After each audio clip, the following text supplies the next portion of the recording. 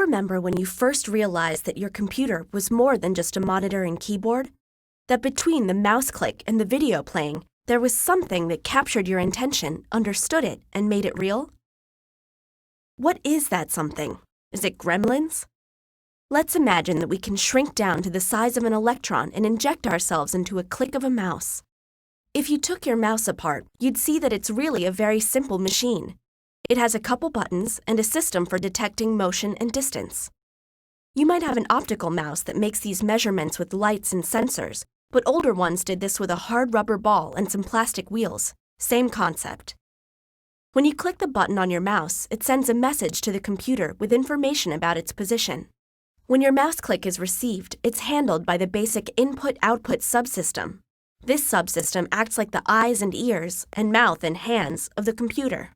Basically, it provides a way for the computer to interact with its environment.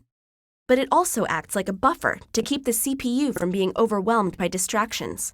In this case, the I/O subsystem decides that your mouse click is pretty important, so it generates an interrupt to the CPU. Hey CPU, got a click here. The CPU, or Central Processing Unit, is the brains of the whole computer. Just like your brain doesn't take up your whole body, the CPU doesn't take up the whole computer, but it runs the show all the same. And the CPU's job, its whole job, is fetching instructions from memory and executing them. So while you're typing, maybe really fast, like 60 words a minute, the CPU is fetching and executing billions of instructions a second. Yes, billions, every second. Instructions to move your mouse around on the screen, to run that clock widget on your desktop, play your internet radio, manage the files you're editing on the hard drive, and much, much more. Your computer's CPU is one heck of a multitasker. But oh my gosh, there's a very important mouse click coming through now. Let's drop everything now and deal with that. There are programs for everything that the CPU does.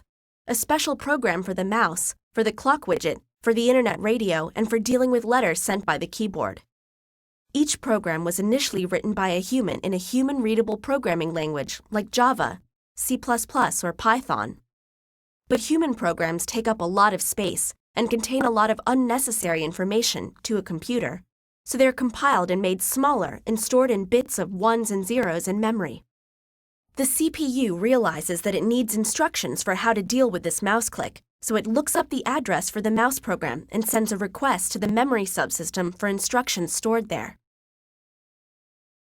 Each instruction in the mouse device driver is duly fetched and executed. And that's not nearly the end of the story. Because the CPU learns that the mouse was clicked when the cursor was over a picture of a button on the monitor screen, and so the CPU asks memory for the monitor program to find out what that button is. And then the CPU has to ask memory for the program for the button, which means that the CPU needs the monitor program again to show the video associated with the button, and so it goes. And let's just say that there are a lot of programs involved before you even see the button on the screen light up when you clicked it. So just the simple task of clicking your mouse means visiting all of the critical components of your computer's architecture. Peripherals, the basic input-output system, the CPU, programs, and memory, and not one gremlin.